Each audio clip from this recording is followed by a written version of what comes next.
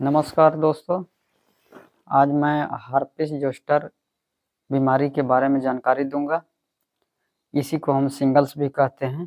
तो इस बीमारी में शरीर के एक हिस्से में ये बीमारी होती है, चाहे आपका बायां हो या फिर दायां हो, लेकिन जब भी होगा तो शरीर के एक साइड में ही होता है। और ये जब हर्पिस जोस्टर के जब ब्लिस्टर निकलते हैं तो वो घने होते हैं और एक ही जगह थोड़ी थोड़ी दूरी पर होते हैं और इसमें काफ़ी दर्द होता है और उस फुंसी में फ्लूइड भरा हुआ होता है और यह एक वायरस के कारण होता है और उस वायरस का नाम है वेरिसेला जोस्टर। यह वेरिसेला जोस्टर नाम की एक वायरस से होता है, जिसको हम हर्पिस जोस्टर भी कहते हैं। हर्पिस जोस्टर नर्व के डायरेक्शन में होता है और जिस जगह नर्व के डायरेक्शन में होता है वहाँ की स्किन लाल हो जाती है और वहाँ ब्लिस्टर के रूप में फुंसियाँ निकलती है, जो काफ़ी दर्द भरे होते हैं और उसके अंदर फ्लूइड भरा हुआ होता है। तो इस बीमारी की पहचान क्या है, इसमें सिम्टम क्या क्या आते हैं तथा इसका ट्रीटमेंट कैसे करते हैं, इन सभी बातों के बारे में पूरे विस्तार से हम इस वीडियो में चर्चा करेंगे। वेरिसेला जोस्टर का वायरस जब शरीर में इंटर करता है और यह जब पहली बार इंटर करता है तो चिकन पॉक्स का इन्फेक्शन पैदा करता है और इसके बाद वो नर्व सेल में जाकर के सुषुप्ता अवस्था में यानी कि इनएक्टिव अवस्था में जाकर के पड़ा रहता है। अब जब व्यक्ति का इम्यून सिस्टम जब डाउन होता है, एंटीबॉडी डाउन होता है या शरीर कमज़ोर होता है, तब पुनः एक्टिव हो जाता है और दूसरी बार जब इन्फेक्शन फैलाता है तब हर्पिस जोस्टर उसको कहते हैं।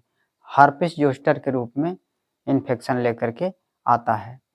इसी से मिलता जुलता एक और इन्फेक्शन हर्पिस सिम्प्लेक्स होता है, लेकिन वो जो है इससे अलग होता है और वो जब होता है तो आपको होठों के आसपास, पेनिस पर या और पूरे बॉडी में भी हो सकता है, तो वो होता है, लेकिन वो बिल्कुल अलग होता है और उसमें दर्द नहीं होता है, जलन नहीं होता है और ये बिल्कुल शरीर के पूरे हिस्से में होता है। लेकिन हर्पिस जोस्टर जो होता है वो खास जगह पर होता है और शरीर के एक ही भाग में होता है, चाहे दायां भाग में हो या बायां भाग में हो। तो अभी हम हर्पिस जोस्टर वायरस के बारे में सिर्फ बात करेंगे।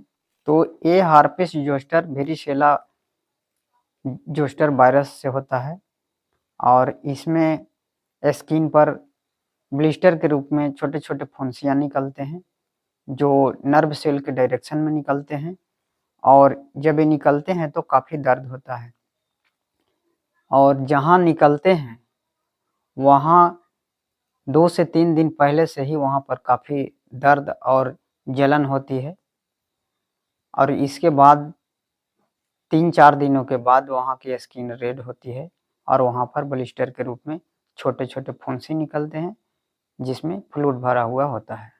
तो ये बीमारी उनको होती है जो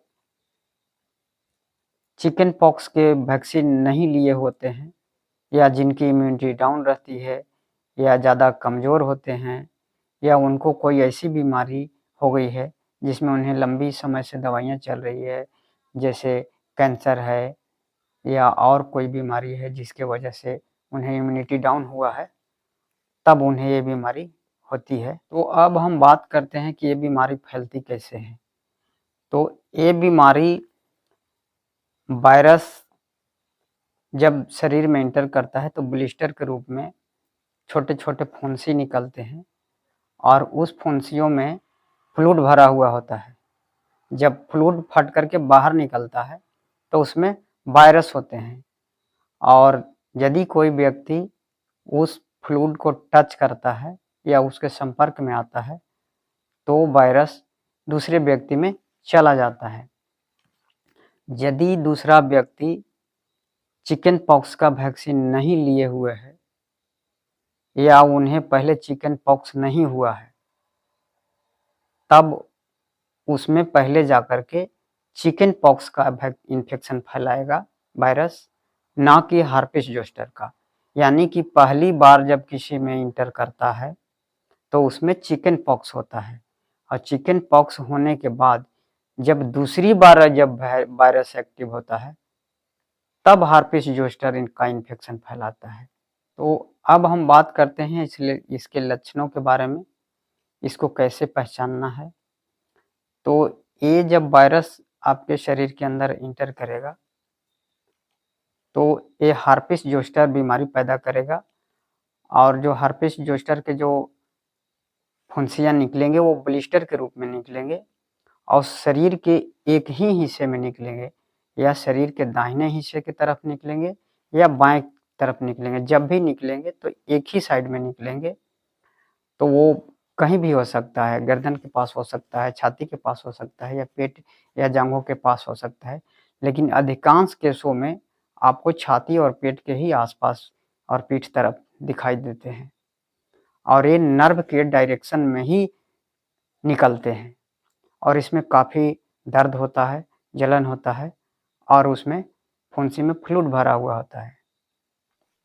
यह ब्लिस्टर जहाँ निकलता है उसके 4-5 दिन पहले से ही वहाँ पर काफ़ी दर्द रहता है, जलन रहता है, और इसके बाद वहाँ पर ब्लिस्टर निकलते हैं और स्किन लाल हो जाती है। हार्पिस जोस्टर के जब इन्फेक्शन शरीर के अंदर आता है तो व्यक्ति को थकान होगी, सुस्ती होती है, कभी-कभी बुखार भी, तेज बुखार भी आता है। किसी-किसी व्यक्ति में ये इन्फेक्शन काफ़ी सीवियर भी हो सकता है, सीवियर हो जाता है। जो व्यक्ति इम्यूनिटी डाउन है जिनका, या काफ़ी उम्र ज़्यादा है, तो उनके अंदर ये बीमारी चली जाती है और कभी-कभी वो सीवियर भी हो जाती है। तो ये ब्लिस्टर 5 से 7 दिनों में ठीक हो जाते हैं, वहाँ पर धब्बे वगैरह रह जाते हैं, और इसमें जो है नर्व में पेन हो सकता है, काफ़ी दिनों तक चल सकता है। इसमें 30 से 40% लोगों को नर्व में चुभन या पेन रह सकता है, जो कुछ महीनों से लेकर कुछ सालों तक चल सकता है।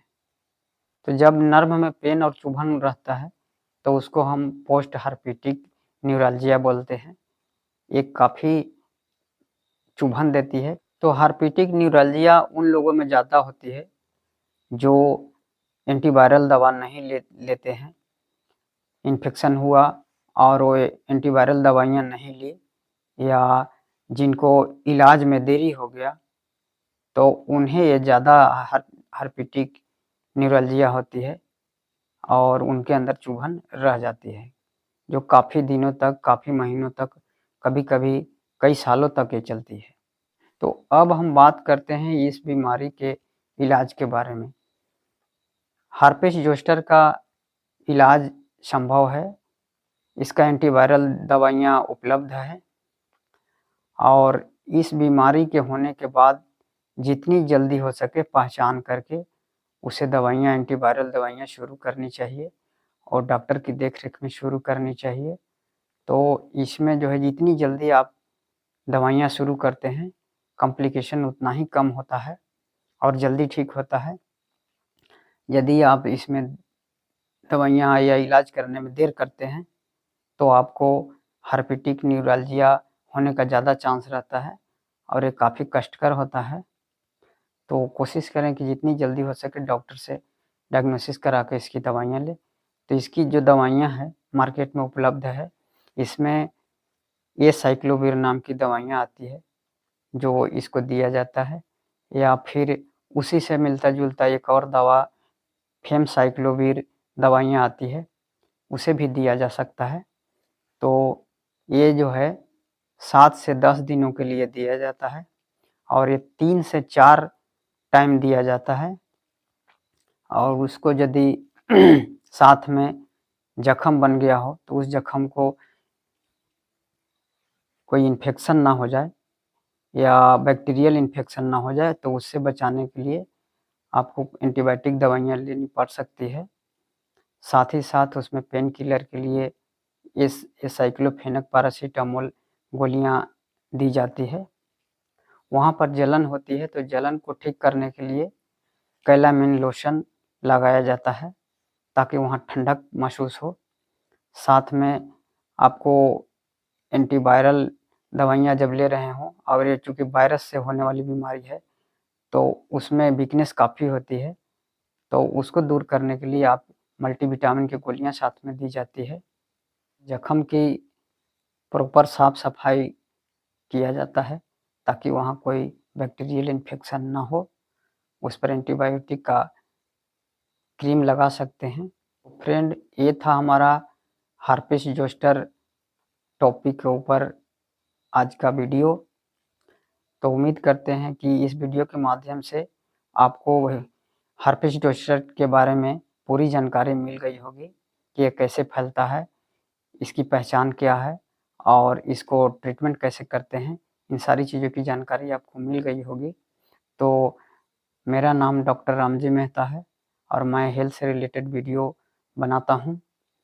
और यदि आपको हेल्थ से रिलेटेड वीडियो देखने में रुचि है तो आप मेरे चैनल पर बने रहें। मेरे चैनल को सब्सक्राइब करें और बेल आइकन को दबाना ना भूलें। वीडियो देखने के लिए धन्यवाद।